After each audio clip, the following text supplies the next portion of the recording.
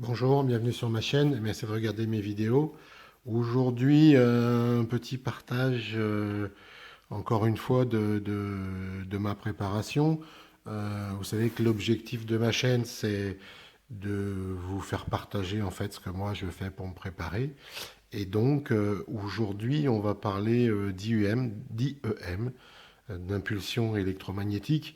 Alors, ça va être très très simple. En fait, je ne vais pas vous expliquer les tenants et les aboutissants des IEM. Il y a Vic Survivaliste qui a fait une vidéo excellente sur le sujet. Je vous mettrai la, la référence de la vidéo en bas, là, comme d'habitude, où il explique tout à fait bien comment ça fonctionne. Le principe de base, c'est quoi? Un IEM, donc c'est une impulsion électromagnétique, ou EMP en anglais. C'est une surcharge une méga impulsion électromagnétique qui va perturber tout ce qui est électronique et, euh, et électrique, enfin surtout électronique d'ailleurs. Donc ça peut être généré par plusieurs choses, bien entendu la bombe atomique, hein, si on la fait péter, pas au sol, mais dans l'atmosphère, à plus ou moins une hauteur plus ou moins importante, ça va avoir des effets dévastateurs sur tout ce qui est électronique, bien sûr, ça va détruire tout ce qui est électronique, ou les mettre en panne de façon assez longue. Il y a la foudre aussi qui peut faire ça. Moi, j'ai eu le cas, j'ai un de mes voisins, on va dire à quoi, allez, une quinzaine de mètres de chez moi, son arbre a été foudroyé et ça m'a bousillé ma télé, parce qu'il y a eu des retours de flammes dans les prises. Et bon, lui, ça avait grillé beaucoup de choses chez lui. Mais chez moi, la télé, qui était a priori la chose la plus sensible du point de vue électronique, avait pété alors que la foudre était tombée à plus de 15 mètres a priori de mon domicile. Donc voilà, et puis aussi et surtout les tempêtes solaires.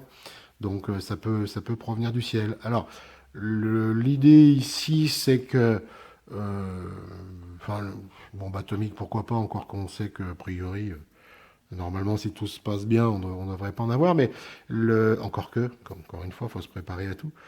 Mais c'est aussi les tempêtes solaires. Moi, on a l'expérience. Il y en a eu déjà sur Terre, des importantes, entre autres en 1859 au Canada.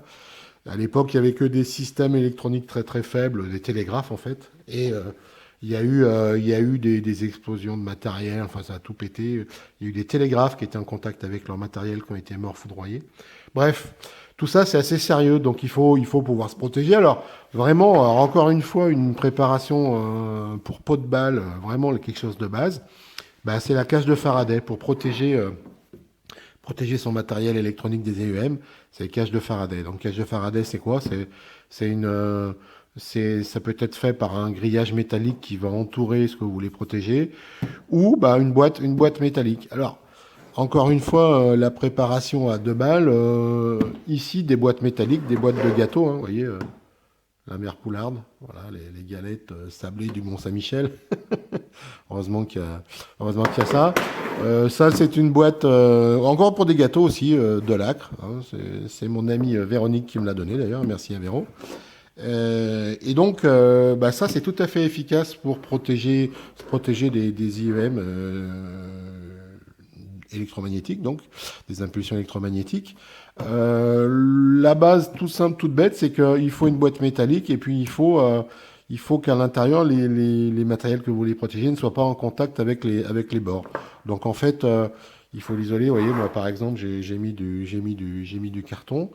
Et puis dedans, j'ai mis mon matériel. Alors moi, j'ai mis du papier à bulles. J'ai mis du papier à bulles pour protéger le matériel. Alors, qu'est-ce que j'ai mis dedans? Bah, je vais vous montrer. Alors, l'idée, c'est que les piles, par exemple, en paquet, enfin, en dehors pas installées dans un appareil, ne sont pas sensibles aux IEM.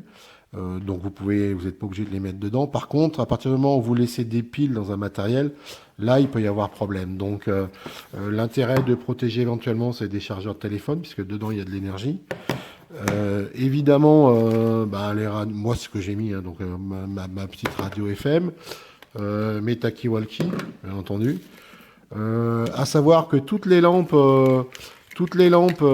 dites tactiques avec des réglages différents de basse puissance, haute puissance, strobe, scope, SOS, etc. Il y a de l'électronique dedans, donc ça aussi c'est sensible aux IEM. Alors on n'y pense jamais, mais il faudrait peut-être mettre aussi une montre, parce qu'en réalité, toutes nos montres aujourd'hui sont électroniques, la plupart, à part celles qui se remontent par mouvement manuel. Donc elles sont sensibles à ça veut dire qu'on n'aurait plus d'heures, tout simplement, ça serait dommage. Un vieux téléphone, enfin un téléphone qui fonctionne, simple, c'est pas un smartphone, mais voilà, avec son chargeur. Et puis, vous voyez, j'ai mis des lampes. Ce que j'ai mis, ouais, bah, là, le reste c'est des lampes, toujours pareil, des petites lampes, voilà, qui ont de l'électronique dedans.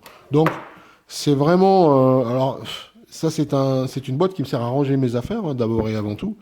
Juste, je l'ai un petit peu optimisé parce que c'est une boîte métallique et parce que je l'ai isolée pour pas que les appareils soient en contact avec les parois métalliques. Mais c'est vraiment super stupide, super simple. Voilà, ça c'est ce que moi je fais pour protéger mon matériel.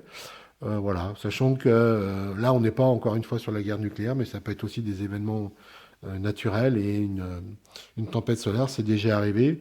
Euh, Fortement, la Terre a été fortement impactée d'ailleurs. Donc voilà, pourquoi pas. Voilà. Mais ça, c'est une belle boîte qui me sert à ranger mes affaires dans mon placard et qui a une double fonction. Voilà, pour pas cher. Voilà. Et puis, je vous encourage, si vous voulez en savoir un petit peu plus, à aller voir la vidéo de Vic Survivaliste que je vous mets dessous. Voilà. Et puis, comme d'habitude, eh bien, écoutez les amis, restez aware, préparez-vous et à bientôt.